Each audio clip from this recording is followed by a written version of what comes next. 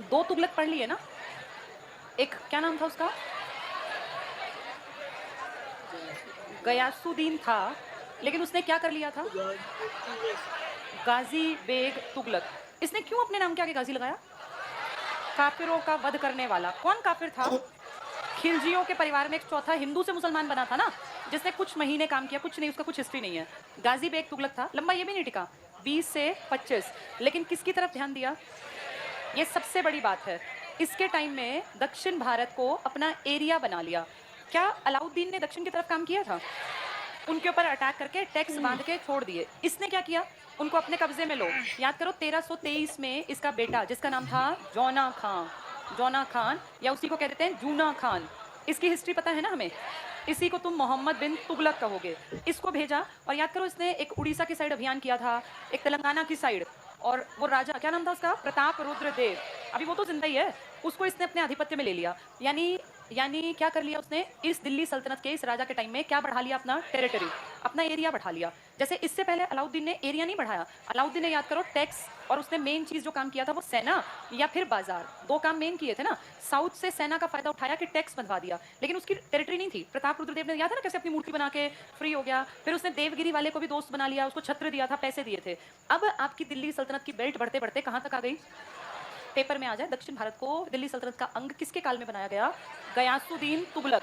ये जो एमबीटी यहाँ जीत के आया, बाद में ये काम नहीं कर पाएगा। हमने पढ़े थे ना इसके 5 मूर्खता भरे काम। टॉप क्लास की प्लानिंग्स पर 0 लेवल का एग्जीक्यूशन, जिसमें कि देखो इसके राजा बनते ही कब बना था? 1325, और तभी अकाल पड़ गया कुछ साल बाद। 7 साल अकाल चला, राजधानी बदली, मुद्रा इसने सांकेतिक चलाई, खुरासान, कराचल, सारी चीजें इसकी फेल रही। और ये फेल ऐसी रही कि जिस दक्षिण भारत पर इसने अपने पिता के टाइम में कब्जा कर लिया था, उनकी इतनी हिम्मत बढ़ गई, इतने विद्रोह हुए, 34 टोटल विद्रोह हुए, जिनमें से 27 अकेले दक्षिण भारत में। और उसी दक्षिण भारत के विद्रोहों में एक नया राज्य बन गया था, विजयनगर, और एक बहमनी। ये 2 राज्य बन गए। विजयनगर हिंदुओं का 1336 में, और बहमनी मुसलमानों का 1347 में। तो इस बेचारे के साथ देखो स्टार्टिंग के 10-15 साल में ही हो गया कि ये लंबा टिकेगा नहीं, पर कितनी अजीब, तब भी लंबा टिका, बहुत लंबा टिका ये भी। इसने 1325 में काम किया और 51 तक रहा। अगर तुम इसको प्राइम मिनिस्टर के नजरिए से देखो तो बहुत लंबा टाइम पीरियड ले गया है ना, इतना लंबा। ये तब है जब ये नालायक था, कोई इसमें लायकियत नहीं थी, लेकिन ये पढ़ा लिखा था। और एक अच्छा काम इसने किया था। इसने किस आधार पर? योग्यता के आधार पर पद देना निश्चित किया था। ये बहुत अच्छी बात है, क्योंकि खुद भी योग्य था। इसके मरने के टाइम जब ये मरा 1351 में, तो कोई राजा नहीं बन पाया इसके फैमिली का, क्योंकि इसके घर में बेटा नहीं था। तो इसके चाचा के का जो बेटा था, मतलब इसका कजन मान लो, इसके चाचा थे रज्जब, उनका बेटा था जिसका नाम है फिरोज शाह तुगलक। अब फिरोज शाह तुगलक को प्रॉपर्टी मिल गई। कहानी को सुनोगे तो बहुत आसान वरना टफ है। तुम्हें सुन के लगेगा फिरोज शाह के बहुत मजा आए, फ्री की प्रॉपर्टी मिल गई, लेकिन मैं तुम्हें बताऊं, फिरोज शाह तुगलक को कोई ऐसे ताज मिलने के साथ कोई अच्छी लाइफ नहीं मिली थी। इसके सामने बहुत सारी परेशानियां थी।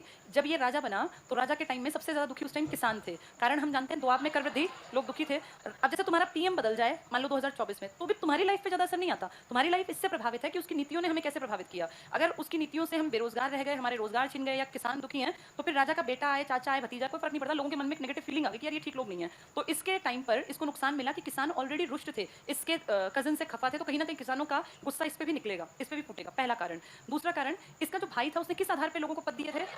तो उस बात से नालायक लोग चिढ़ेंगे कि यार हम योग्य नहीं है, हम कैसे। यानी जो उस टाइम के अमीर लोग थे वो चिढ़ते थे, क्योंकि अमीरों के वंशानुगत जो उनके बेटे को मिलना था वो उस एमबीटी ने छीन लिया। तो अमीर भी दुखी थे, अमीरों के मन में था भाई ये ठीक लोग नहीं है, ये तो ज्यादा लायक की बात करते हैं, तो हम तो पैसे से अपने बच्चों को कामयाब करवाएंगे, ये गुस्से में थे। तीसरा याद करो, उसने उलेमाओं की नहीं सुनी थी। याद है? उलेमाओं की कईयों ने नहीं सुनी, लेकिन वो लायक थे, चल गया।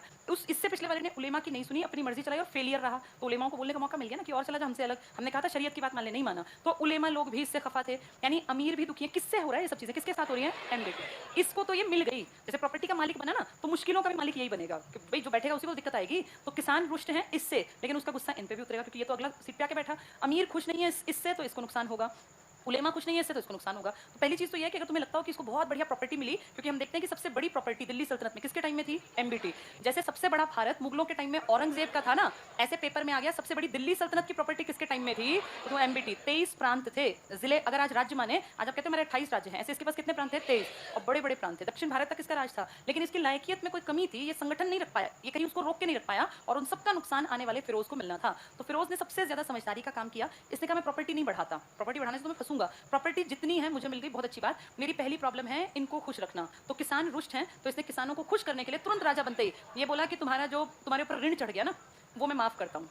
तो ऋण माफ, क्या आपकी सरकारें में ये दिखाती हैं कि हम आएंगे तो हम ऋण माफ कर देंगे? तब भी ये ट्रिक्स थे लोगों को बेवकूफ बनाने के, ऋण माफ कर दिया। 2 करोड़ कहते हैं टका माफ किया था इसने उस टाइम पर। ये माफी क्या सच में मिलती है या टैक्स वालों के कमर पे पड़ता है बोझ? सरकार माफ करती है तो हमारे ऊपर आती हैं सारी चीजें। अमीरों को इसने कहा कि तुम क्यों दुखी हो भाई, तुम्हारे बच्चे योग्य नहीं है, कोई बात नहीं, मैं वापस से चीजों को क्या बना दूंगा, अमीर का बेटा ही अगला अमीर बनेगा। तो अमीर सारे खुश हो गए, लेकिन ये गलत है। उलेमाओं को इसने कहा आपकी इंपॉर्टेंस है और जितने काम करूंगा वो सारे आपसे पूछ के करूंगा, धर्म और शरीयत के अनुसार करूंगा, और आप ये मान लेना कि मैं इस हिंदू राष्ट्र में इस्लाम धर्म को इतना ऊपर पहुंचा दूंगा कि आपको खुद मेरे ऊपर गर्व होगा। यानी इनको भी तुष्ट कर दिया, अमीरों को भी तुष्ट कर दिया और किसान भी खुश कर दिए। तो अब इसका रहना टिकना पॉसिबल होगा कि नहीं होगा? इसलिए टिकेगा ये। और इसके अलावा इसने जनता के लिए भी फायदेमंद काम किए। क्या फायदेमंद काम किए? इसने नगर बनाए, इसने नहरें बनाई, इसने कुएं खुदवाए, इसने अस्पताल बनवाए, इसने पुल बनवाए, इसने सराय बनवाई, इसने विद्यालय बनवाए। ये सब चीजें आज अगर कोई आदमी करता है तो उसे कहा जाता है बहुत सोशल वर्कर है, बहुत बड़ा सोशल वर्कर। अगर कोई इतने काम करे तो उस टाइम के राजा ने कर दिया तो क्या लोगों की नजरों में वो चढ़ गया होगा? लोगों को तो देखो शहर बसा रहा है, कुएं खुदवा रहा है, अस्पताल बनवा रहा है, सराय बनवा रहा है। इन सब तरीकों से उसने लोगों को एक तरह से अपनी पॉजिटिव इमेज दिखाई। ये सब अच्छी फैक्टर्स हैं, फिर खराब की बात करेंगे। इसने एक बहुत बड़ा काम किया। 2 शहरों की बात है, नगरों की, तो एक हिसार बसाया और एक फतेहाबाद। दिल्ली में भी इसने बसावट की, हाँ यूपी में भी, दिल्ली में भी। जौना खां इसका भाई था, जो उसके नाम पे जौनपुर, जौना खां बेसिकली एक उपाधि है, कईयों को मिली है। हिसार और फतेहाबाद को थोड़ा सा समझना सभी लोग। आपके यहाँ यमुना है और ऊपर की तरफ घग्गर है। इस आदमी ने, जिसका हम नाम पढ़ रहे हैं, इस आदमी ने क्या किया, यमुना से नहर निकलवा के और ये हिसार तक लाया, और पंजाब की सतलुज से इसने आपकी घग्गर को जोड़ दिया। SYL का नाम सुना है? क्या है वो? सतलुज यमुना लिंक नहर। हम अब तक लड़ रहे हैं, सुप्रीम कोर्ट में केस चल रहा है, वो पैसों वैसों की चिक चिक चल रही है। आप आज जिस चीज के लिए लड़ रहे हो ना, इसने सतलुज यमुना नहीं जोड़ी, लेकिन इसने सतलुज घग्गर जोड़ दी। इसने पंजाब और हरियाणा के पानी को अलग अलग दूर दराज के क्षेत्रों में पहुंचा दिया। ये खुद दिल्ली बैठा हुआ था जहां यमुना नदी जाती थी, लेकिन इसने आसपास की टेरिटरी पे काम किया। तो ये अच्छा काम है कि नहीं है? तो शाही नहरों पर इसने काम किया। ये 2 नहरें बनेंगी इंपॉर्टेंट, अगर तुम्हें ये मैप समझ में आया तो ये याद भी रह जाएंगी। इसमें एक नहर सतलुज से किसको जोड़ देगी? घग्गर। इनको नाम भी देगा ये, रजवाही नहर और इस तरह के नाम देगा। और एक किसको कहां से जोड़ेगी? इसके बसाए हिसार तक आई है यमुना नदी। और आज तुम जानते हो SYL के अलावा हम बात करते हैं पश्चिमी पूर्वी यमुना नहर, बात करते हो ना पश्चिमी यमुना नहर। तो ये पश्चिमी यमुना नहर हमने ऐसी तो पढ़ी होगी ना, यहीं से तो इसकी शाखाएं ऐसे निकलती हैं। तो आज जो नहर आप पश्चिमी यमुना नहर कहते हो, जिससे पूरा हरियाणा सिंचित होता है, कभी इसके ऊपर किस बड़े राजा ने काम किया? फिरोज शाह तुगलक ने। तो तुगलक सबको तुष्टिकरण की नीति अपना के खुश कर रहा है, अच्छे काम भी कर रहा है। इसने कहते हैं 300 शहर बसाए थे, इसने ढेरों नहर बनवाई, टैक्स लिया इसने नहर पर टैक्स लेके अगर सुविधा मिलती हो तो अच्छी बात है। आज आप टोल टैक्स देकर रोड पे अच्छे पे चलते हैं तो आपको अच्छा फील होता है, फ्री में चल रहे हैं लेकिन रोड नहीं बना हुआ तो लगता है पैसे ले लो लेकिन सुविधा दे दो। तो नगर इसने बसाए बहुत बड़े बड़े, नहरों पर इसने नहर बनवाई भी और नहरों पर क्या लगाया? टैक्स, सिंचाई कर लगा दिया। कुएं बनवाए तो जनता को फायदा हुआ, अस्पताल बने तो फायदा, विद्यालय बने, पुल बने, सराय बनी। तो इस तरह करके इसने आम जनता के लिए भी अच्छी फेवरेबल कंडीशंस पैदा की। और कहते हैं इसने उस टाइम पर 1200 बाग लगवाए थे। अब ये सब चीजें जब ये कर रहा है तो क्या आदमियों की जरूरत पड़ेगी इसको काम करने में? इसीलिए ये बहुत सारे लोगों को क्या दे पाएगा? रोजगार। क्योंकि जितने प्रोजेक्ट बनेंगे उन सबको अस्पताल आदमी तो बनाएंगे, सराय आदमी बनाएंगे तो काम मिलेगा। इस आदमी ने रोजगार के लिए अलग दफ्तर खोल दिया, दारुल शफा वगैरह हमने कहीं तो पहले पढ़े, इसने और भी काम किया। इस टॉपिक को इससे भी जोड़ना, बंदगान, दीवान ए बंदगान, ये इसने एक डिपार्टमेंट बनाया। और कहते हैं 1,80,000 तो ये अपने नौकर, अपने दास रखता था। सबसे ज्यादा दास किसके काल में थे? इससे बड़े बड़े थे, इससे बहुत बड़ा था अलाउद्दीन खिलजी, लेकिन मुट्ठी भर दास थे उसके। इसका नाम उतना बड़ा नहीं है जितने इसने दास अपने, ये इसके नौकर हैं पर्सनल। 1,80,000 लोग इसकी केयर करते हैं। तो सबसे बड़ा डिपार्टमेंट दीवान ए बंदगान जो अपने यहाँ नौकर रखता था, दास रखता था, किसके टाइम में बनाई है? दास तो पहले भी थे लेकिन इसके टाइम में सर्वाधिक थे। ये बातें समझ में आ गई?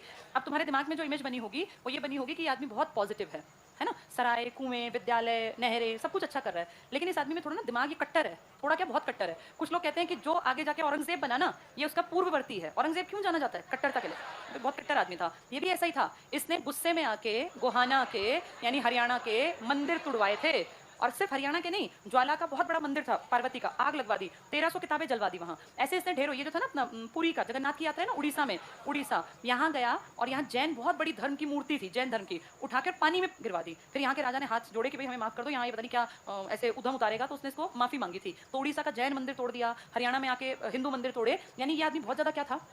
जबरदस्ती से धर्म परिवर्तन करवाता था। ये इसका एक नेगेटिव पार्ट था। अच्छा भी बहुत था लेकिन ये खराब भी बहुत था। और इसने अपने धर्म के लिए कट्टरता पे उतरा, पता नहीं कितने लोगों को इसने ऐसी सरेआम मरवा दिया क्योंकि वो इसकी बातें नहीं मानते थे। यानी ये बहुत अच्छा राजा नहीं काउंट किया जाएगा। फिर भी कुछ लोगों ने कहा है कि ये सल्तनत काल का अकबर था। अभी मैंने अच्छे काम जितने बताए ना, उससे इसको अकबर के साथ कंपेयर कर लो। अकबर ने भी लोगों के फायदे के काम किए, इसने भी। तो सल्तनत कालीन अकबर कौन कहलाया? फिरोज शाह तुगलक। आया समझ में थोड़ा बहुत? आप किताब उठाओ, सब कुछ समझ में आएगा। फिरोज शाह तुगलक, पेज नंबर 23 पे। क्या हमने ये पूरे कर लिए थे MBT वाले? MBT का मेरे ख्याल सेकंड लास्ट पॉइंट रहता था ये 5। हाँ वही, अच्छा ये करा दिया था कृषि विभाग वाला, ठीक है। अच्छा एक पॉइंट और इससे जोड़ के बता दूं फिर तुम्हें याद रह जाएगा। ये एक देखो, इसमें सेकंड थर्ड लास्ट लाइन में लिखा है अमीर ए कोही दीवान ए कोही, मिला? हाँ इसको थोड़ा सा सुनना। दीवान ए कोही, ये किससे जुड़ा डिपार्टमेंट है? कृषि। कहते हैं जब खेती बर्बाद हो गई एमबीटी के बेवकूफ़ी भरे कामों से, तो कहा कि किसानों को कैसे अट्रैक्ट करें, तो किसानों से काम करते हैं, इनको हम अपने घर से मतलब राजकोष में से ऋण देंगे, और ऋण देके क्या करवाओगे, तो ऋण देके इनको कहेंगे महंगी फसलें उगाओ, महंगी फसल जिसकी कीमत ज़्यादा हो। तो इन्होंने महंगी फसलें उगाई, वो भी बर्बाद हो गई सारी। तो इसने डिपार्टमेंट बनवाया था दीवाने को ही, किसने बनवाया था? हाँ, ये बाद में सारे डिपार्टमेंट एक साथ भी पढ़ेंगे। ये टिक कर लो। विद्रोह पे आ जाओ। मोहम्मद बिन तुगलक के समय हुए 34 विद्रोह लिखो। सर्वाधिक, सर्वाधिक तो लिखा है ना, यहाँ लिख लो इंपॉर्टेंट, सबसे इंपॉर्टेंट बात है, सबसे ज्यादा विद्रोह किसके टाइम में हुए? हाँ, एमबीटी। सबसे ज्यादा मंगोल आक्रमण किसके समय में हुए? हाँ, ये याद रखना है पॉइंट, लिख लो दोबारा यहाँ, लिखो सर्वाधिक मंगोल आक्रमण अलाउद्दीन के समय। मंगोल विदेशी हैं, विद्रोह अपने लोग कर रहे हैं। मंगोल आक्रमण किसके समय में हुए? ठीक है, हाँ जी, थोड़ा सा तेज बोलना पड़ेगा। राजधानी परिवर्तन नहीं, एग्जैक्टली मंगोलों के कारण कहीं लिखा नहीं है, एक लॉजिक हो सकता है, लेकिन मंगोलों से अगर भागता तो फिर वापस क्यों आता? क्या था ऑप्शन में, क्या क्या आंसर्स थे? तुम्हारी आवाज ऑडिबल नहीं, थोड़ा सा आगे आके बता दो। अभी उसके क्वेश्चन सुन लेंगे, फिर मैं क्वेश्चन बोलूंगी, फिर सब सुन लेंगे। जल्दी से ले आओ, सबका टाइम ना खराब हो ना हमारे कारण। अच्छा, ऑफलाइन था पेपर, ये तो बहुत अच्छी बात है। कौन सा पेपर ऑफलाइन था? किस चीज़ का? कोर्ट वाला? अच्छा, दिल्ली डिस्ट्रिक्ट कोर्ट का। कौन सा क्वेश्चन, किस चीज़ का है ये? अच्छा, पेपर था, ठीक है। 154 कह रहे हो, 51, 151 क्वेश्चन था। मोहम्मद बिन तुगलक ने अपनी राजधानी को दिल्ली से देवगिरी में बदल लिया क्योंकि वो चाहता था, पहला, दक्कन में व्यापार को सुधारना, दूसरा, दक्कन में इस्लाम का प्रसार करना, तीसरा, दिल्ली के लोगों को सजा देना, चौथा, मंगोल आक्रमण से बचना। अब देखो, सुनो मेरी बात, एक लॉजिक नहीं थे, बहुत सारे कारण थे, पर इसमें से बेस्ट चुनना है, इसी को तो बोलते हैं कि हटाते जाओ। तो पहला, दक्कन में व्यापार को सुधारना। क्या दक्कन में व्यापार कहीं कभी हमने पढ़ा है? नहीं हो सकता। दूसरा, लोगों को सजा देना, भाई सजा तो खुद भी तो गया था, कौन सी जनता, अपने आप भी गया। तीसरा था इस्लाम का प्रसार करना, ये इस्लाम के तो पक्ष में था ही नहीं, क्योंकि याद करो इसने कहा था मैं शरीयत के अकॉर्डिंग नहीं चलूंगा, योग्य हिंदू है तो हिंदुओं को पद दूंगा, इसका मतलब ये भी गलत। तो यहाँ तो सिर्फ एक ही बचा, मंगोल आक्रमण। लेकिन अगर ये प्रश्न ऐसे आ जाए कि इसकी राजधानी बदलने का क्या कारण था, तो तुम इसको अकेले को नहीं कहोगे, उस कंडीशन में तुम कहोगे कि इसके टाइम में प्रॉपर्टी इतनी बढ़ गई थी कि दिल्ली बैठ के दक्षिण पे नजर रखना नामुमकिन था। मैंने शायद 1500 किलोमीटर का एक एग्जाम्पल भी आपको दिया था। हाँ, सबसे बड़ा कारण वो था, पर क्योंकि पेपर देखो, अब ये सच में पेपर हुआ, पेपर दिखा रहा है ना, इसी को बोलते हैं प्रेजेंस ऑफ माइंड। इसका कोई एक कारण नहीं है कहीं पढ़ने पर, लेकिन इन चारों में से बेस्ट ढूंढना है, तो जिसने सब चीज समझी है ना, वो इसमें से एलिमिनेट कर पाएगा कि ये तो नहीं हो सकता, ये भी नहीं, ये भी नहीं, तो ये बच गया। और हिस्ट्री यही है, इसलिए मैं हमेशा कहती हूँ पहले कॉन्सेप्ट को समझो, फिर देखो कि हाँ क्या है, वरना मैं इस किताब को ना पढ़ाऊं। किताब पढ़ाने का एक ही लॉजिक होता है कि कॉन्सेप्ट दिमाग में बैठ जाए। इसके बहुत सारे कारणों में से उन्होंने एक बेस्ट लिखा है, वो क्या लिखा है? मंगोलों के आक्रमण से बचना। लेकिन अगर इस कारण को हम कल परसों जो मैंने पढ़ाया, मैंने बताया कि जब ये उठ के पहुंच गया यहाँ, तो लगातार आक्रमण बढ़ गए मंगोलों के, तो फिर इसने कहा कि यहाँ रहने से तो दिल्ली मेरे हाथ से निकल जाएगी, इसलिए कुछ साल बाद उठ के वापस दिल्ली आया था। तो इसका एक लॉजिक नहीं है भागना, पर पेपर की भाषा में एक ढूंढना, तो क्या ढूंढ पाओगे? जो इतना जज कर लेगा ना, उसका पेपर पास होगा, जो रटी हुई चीजों के पीछे भागेगा वो नहीं पास हो सकता। इसलिए अंडरस्टैंडिंग जरूरी है। अब ध्यान से समझना इस पूरे टॉपिक को, विद्रोह में पढ़ रहे हैं हम, कितने विद्रोह हुए इसके टाइम में, लेकिन मंगोल आक्रमण सर्वाधिक अलाउद्दीन खिलजी के लिए। आगे पढ़ेंगे, तो 27 विद्रोह अकेले दक्षिण भारत में हुए, ये टिक कर लो। अगले 2 पॉइंट जो है ना, वो सिर्फ पढ़ने के, उनमें कुछ भी टिक नहीं करना, सिर्फ रीड कर लो।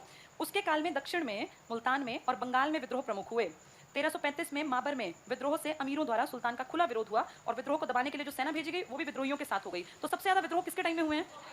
एमबीटी। भाई प्रांत भी तो बड़ा है, कितने प्रांत थे? 23। अगले पेज पर आओ, पहला पॉइंट पढ़ो। मोहम्मद बिन तुगलक के जीवन काल में ही संपूर्ण दक्षिण भारत स्वतंत्र हो गया। अंडरलाइन कर लो, दक्षिण भारत स्वतंत्र। 2 एग्जांपल क्या याद रखोगे? विजयनगर और बहमनी, सबसे बढ़िया एग्जांपल है, पढ़ के देखो आगे। तीसरी लाइन टिक करना, विजयनगर साम्राज्य ये हिंदुओं का था, बहमनी सल्तनत, सल्तनत लिखा है इसका मतलब मुसलमानों का, और मदुरा मतलब मदुरै, जो आगे जाके क्या बनेगी फिर? मदुरै क्या बन जाएगी फिर? पांडे तो भूल जाओ प्राचीन में, आगे जाके अब ये हैदर अली और टीपू सुल्तान के हाथ में आएगा ये इलाका, आगे लेटर स्टेज में।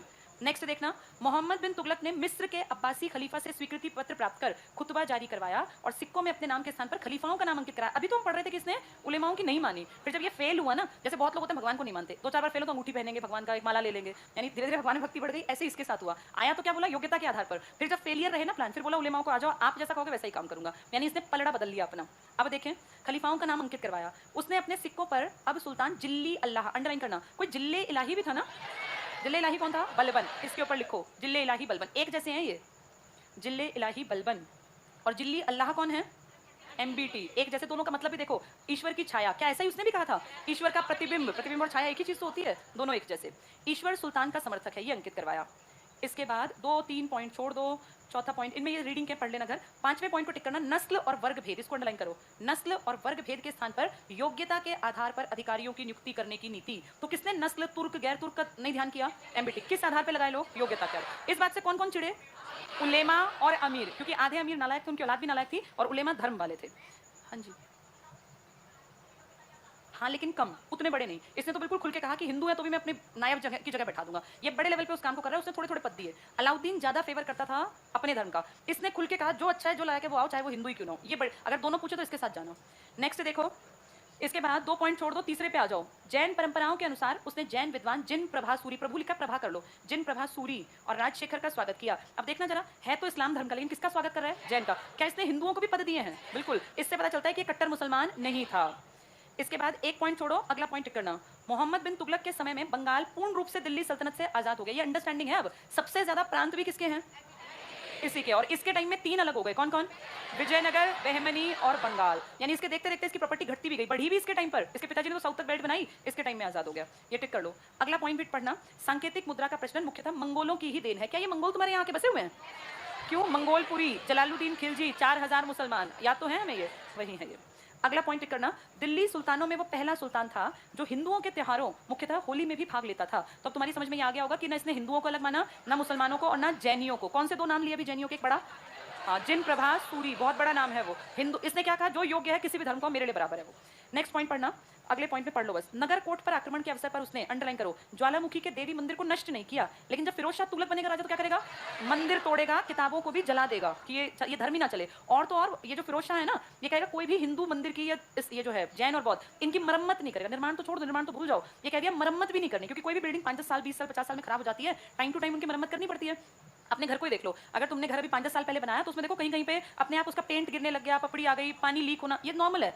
इन महलों में भी ऐसा ही होता था और इन मंदिरों में भी। तो टाइम टू टाइम इनको रेनोवेशन चाहिए जिसमें पैसा लगता है। क्या बोला फिरोज शाह? कोई पैसा नहीं लगाना। कोई पर्सनल भी चाहे ना मैं अपने पैसे का मंदिर में दान कर दूं इसका रेनोवेशन, तो बिल्कुल सख्त मना कर देगा, जबकि ये नहीं करेगा ऐसा। ये उदार आदमी था। ये टिक कर लो। नगर कोट पर आक्रमण के अवसर पर उसने ज्वालामुखी के देवी मंदिर को नष्ट नहीं किया, हिंदुओं को उसने सम्मानित पदों पर नियुक्त किया। तो अगर पूछे योग्यता के आधार पर कौन नंबर 1 था? चाहे किसी ने पद दिए हो, इसने सबसे ज्यादा पद दिए। ना इसने हिंदुओं के मंदिर तोड़े, ना इसने जैनियों या बौद्धों को नुकसान पहुंचाया, इनफैक्ट अपने दरबार में भी जगह बना के दी। अगले पे आ जाओ, फिरोज तुगलक। ये क्या करेगा?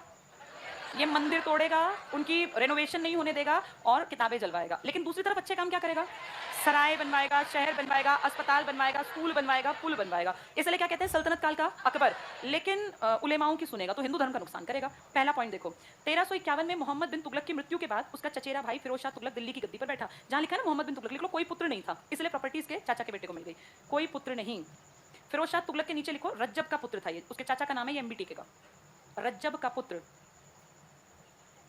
रज्जब, र और आधा ज और पूरा ज। क्या दिक्कतें मिली इसको? किसान दुखी, अमीर दुखी, शरीयत वाले दुखी, सब दुखी थे। अब देखो पहला पॉइंट अगले पेज पर, मोहम्मद बिन तुगलक यानी वो पागल बादशाह के शासन काल में जो प्रदेश दिल्ली सल्तनत से अलग हो गए थे, मुझे 3 बता दो जो बड़े अलग हुए। विजयनगर, बहमनी और बंगाल। अब ये क्या करेगा? सबको वापस छीनेगा या जितना है उसमें काम करेगा? ये समझदारी है, वरना ये नुकसान में जाता। अंडरलाइन करना, मोहम्मद बिन तुगलक के शासन काल में जो प्रदेश दिल्ली सल्तनत से अलग हो गए, उन्हें पुनः जीतने का कोई प्रयास नहीं किया। ये समझ में आने की बात है, रटने की चीज नहीं है ये। कि फिरोज शाह के टिकने का एक बड़ा कारण क्या था कि इसने वो प्रॉपर्टी बिल्कुल नहीं बढ़ाई जो इसको लग रहा था कि अब मेरे हिस्से में नहीं आ सकती। इसलिए तो 38 साल टिकेगा। इससे पिछला वाला 26 साल टिका ना, ये 38 साल राज करेगा, 1351 से 1388। क्योंकि इसने कोशिश ही नहीं की फालतू के कामों की। इसने जितना है उतने में खुश, उतने लोग खुश रहे। एक बड़ा अच्छा इसने बात बोली, इसने कहा था कि राजकोष भरने से ज्यादा बेहतर है कि लोगों के मन में जो सुल्तान है ये बसा रहे। यानी अगर मुझे राजकोष खाली भी करना पड़ा ना लोगों के लिए तो मैं वो कर दूंगा। तभी तो किसानों का टैक्स माफ कर दिया, सारे अच्छे काम किए। अस्पताल फ्री का थोड़ी बनता है, सराय, अस्पताल, शहर, ये सब पैसा लगता है। पढ़ो इसमें आगे पॉइंट। तो जीतने का कोई प्रयास नहीं किया। नेक्स्ट अगला पॉइंट एक छोड़ के अगला टिक करना। प्रशासन के मामले में फिरोज ने मोहम्मद बिन तुगलक द्वारा प्रदत्त समस्त ऋणों को माफ कर दिया। अंडरलाइन कर लो, ऋणों को माफ कर दिया। दंड को ज्यादा मानवीय बनाया और सुल्तान को भेंट देने की परंपरा को समाप्त, यानी जबरदस्ती नहीं है, तुम्हारा मन करे भेंट दो, ना मन करे मत दो। नेक्स्ट टिक करना, उसने कर प्रणाली को धार्मिक स्वरूप प्रदान किया। हम 4 टैक्सेस जानते हैं ना, कौन कौन से? जजिया, जकात, खुम्स, खराज। ये इनमें से कौन सा युद्ध का है? कौन सा प्रोडक्शन का 33% है? कौन सा गैर मुसलमानों पे लगता है और कौन सा मुसलमानों पे लगता है? इससे पहले 24 तरह के अलग अलग टैक्सेस थे, इसने ये सब बंद कर दिए और बोला जो शरीयत के अनुसार 4 है ना इस्लाम धर्म के, सिर्फ वही देने हैं। तो ये 4 टैक्सेस, इससे पहले एमबीटी ने दुनिया भर के टैक्सेस लगा दिए कि टैक्स लेंगे तो पैसा बढ़ेगा, पैसा बढ़ेगा तो सेना बढ़ेगी। ये अंडरलाइन करो अगला पॉइंट। उसने कर प्रणाली को धार्मिक स्वरूप प्रदान किया और कम से कम 23 लिखा ना, 24 बना लो, 24 टैक्स माफ किए। माफ तो क्या किए? इकट्ठे कर दिए, जैसे जीएसटी ऐसा बना दिया। 24 करों को समाप्त करके इस्लामी, क्या क्वेश्चन आ जाए? जजिया किसने लगाया? दिल्ली सल्तनत में जजिया अकेले इसने तो नहीं लगाया, इससे तो पहले भी था। जजिया तो आपके यहाँ ये जो गौरी और ये सब से भी पहले आया था ना, 712 वाला, वो ले आया था। उसके बाद दिल्ली सल्तनत, क्योंकि किसके अधीन थे लोग? गौरी। और गौरी किसका पार्ट था पहले? गजनी का। और ये सब कहलाते थे तुर्की। तो तुर्की और अरबी में कोई नई चीज नहीं थी। ये क्वेश्चन अगर आया ना, जजिया में 3-4 के नाम है, मैं तीनों चारों जब आएंगे ना तब तीनों चारों लिखा दूंगी जहां बड़ा आएगा। जैसे ये आएगा मेन औरंगजेब के टाइम में जो बड़ा आएगा, उसमें क्या बताएंगे कि शुरुआत में सिंध का नाम ले लेंगे, फिर लिख देंगे कि इसने ब्राह्मणों पर लगाया। जो ये फिरोज शाह है ना, ये थोड़ा सा बढ़ाएगा और ये ब्राह्मणों पर भी उस कर को लगा देगा। ब्राह्मण पर भी, पहले किस पर नहीं था? सबसे पहले तो गैर मुसलमानों के अलावा मेनली ईसाइयों पर था जब भारत आया था। फिर कहा कि हिंदुओं पर भी लगा दो, और फिर हिंदुओं में किसको छोड़ दिया? ब्राह्मण। फिरोज शाह ब्राह्मण पर भी लगाएगा। लेकिन दिल्ली सल्तनत में किसने लगाया? ऐसे एक का नाम तो कभी नहीं कहते, मैंने कभी नहीं पढ़ा ऐसे लिखा हुआ। किसने? हाँ, उसके बाद तुर्की आए थे ना आपके यहाँ, तो तुर्की गौरी के टाइम के बाद से, ऐबक के टाइम से वसूली हो रही थी इसकी। ऐसा कहीं लिखा नहीं, मतलब मेरी नॉलेज में आज तक नहीं आया ऐसे कि इसने लगाया। ये लिख देते हैं कि इसने इस पार्ट पे और बढ़ाया। चलो जल्दी से ये टिक कर लो। कहाँ पहुंचे हम लोग? कौन सा पॉइंट है? अच्छा, टैक्सेस वाला ना। हाँ, फटाफट से टिक करना। इस्लामी शरीयत कानून द्वारा अनुमानित केवल 4 कर, अनुमति प्राप्त 4 कर, जजिया, जकात, खराज, खुम्स। खुम्स के नीचे जल्दी से युद्ध लिख लो। खराज के नीचे उत्पादन, प्रोडक्शन का 33% था, ये सबको देना ही देना है। प्रोडक्शन का 33%। जजिया गैर मुसलमान लिख लो। और जकात मुस्लिम्स की प्रॉपर्टी का कितना परसेंट था? छोटा सा 2.5%, ये ज्यादा नहीं था। तो जकात मुस्लिम लोगों पर था, जजिया गैर मुस्लिम, ईसाई भी आ गए, सब आ गए इसमें। अगला पॉइंट पढ़ना। अपनी धार्मिक निष्ठा का प्रदर्शन करने के लिए उसने, ये इंपॉर्टेंट पॉइंट है, डबल अंडरलाइन करो, ब्राह्मणों पर भी जजिया कर लगाया। किसने? ये फिरोज ने किसको दिखाने के लिए किया? उलेमाओं को, कि देखो मैं हिंदुओं में ब्राह्मणों को भी टैक्स के अंडर लाऊंगा। ये उलेमाओं को संतुष्ट करने के लिए किया, जैसे अमीरों के लिए किया था। यहाँ इंपॉर्टेंट लिख लेना, पेपर में आता है, ये ब्राह्मणों पर भी किसने जजिया लगाया? फिरोज शाह ने। अगला पॉइंट करना, नहर प्रणाली, और सेकंड लाइन टिक कर लो, सिंचाई कर लगाया। अगला पॉइंट पढ़ लो, उसने सरकार के नियंत्रण में फलों के 1200 बाग लगवाए। टिक करो 1200 बाग। तो बाग में काम करने वालों के लिए क्या बनाना पड़ा? दासों का व्यवस्था करनी पड़ी। नेक्स्ट टिक करना, सरकारी पदों को वंशानुगत बना दिया। ठीक किया, गलत किया? कौन योग्यता के आधार पर था? एमडीटी, ये गलती है, लेकिन इससे वो खुश होंगे जो नालायक और अमीर हैं। अधिकतर सैनिकों को वेतन के बदले जागीरें देने की प्रथा। किसने कहा था नगद वेतन दूंगा? इसने बड़ी सेना बनाई थी ना, एमआरपी। इसने कहा जागीर दूंगा। इसको थोड़ा सा सुनना। एक प्रथा आएगी जिसमें ये प्रॉपर्टी देगा, जैसे साल में property they the A B C को। अब ए को कह दिया तीनों सैनिक है, अपनी तनख्वाह तो इनसे निकाल। यहाँ जो जनता रहती है, अब ये ए जाएगा, उनको खूब पीटेगा और उनसे पैसा निकालेगा। अब ये जितना चाहे पैसा निकाल ले। ऐसे ही बी जाएगा, अपनी तनख्वाह इनको पीट पीट के और इनसे ले लेगा। यानी इसका नुकसान किसको हो रहा है? इस प्रथा का जनता को। हमसे अगर पैसा लेके सरकार टैक्स के रूप में ले तो हमें दिक्कत नहीं, ये तो कितना ही पैसा ले लेंगे ना, इनके ऊपर कौन है देखने वाला? ये गलत किया। ऐसे ही इसने रेवेन्यू सिस्टम में बहुत सारे चेंजेस किए जो नेगेटिव हैं। किसने रेवेन्यू सिस्टम पे अच्छा काम किया था? अलाउद्दीन का बेस्ट काम था। उसने रेवेन्यू को बहुत तरीके से पैमाइश करवा के, पढ़ा था ना हमने, हर चीज को सिस्टमैटिक किया। इसने काम बिगाड़ दिया, इसीलिए इनके वंश के बाद तुर्की हारेंगे और खत्म हो जाएंगे। और यही कारण है कि ग ख त के बाद जो वंश आएगा ये तुर्की वंश नहीं होगा। ये अंतिम तुर्की हैं जो भारत पे राज कर रहे हैं। चलो आगे पढ़ेंगे। तो उसने सरकारी पदों को वंशानुगत बनाया, सैनिकों को वेतन के बदले क्या? जागीरें प्रदान की। नेक्स्ट टिक करना, फिरोज तुगलक ने साम्राज्य के विस्तार के लिए कोई सैनिक अभियान नहीं किया। इंपॉर्टेंट लिख लो, क्यों नहीं किया उसने सैनिक अभियान? क्योंकि प्रॉपर्टी बढ़ाने पे ध्यान ही नहीं था, जितने हैं उतने खुश रहे।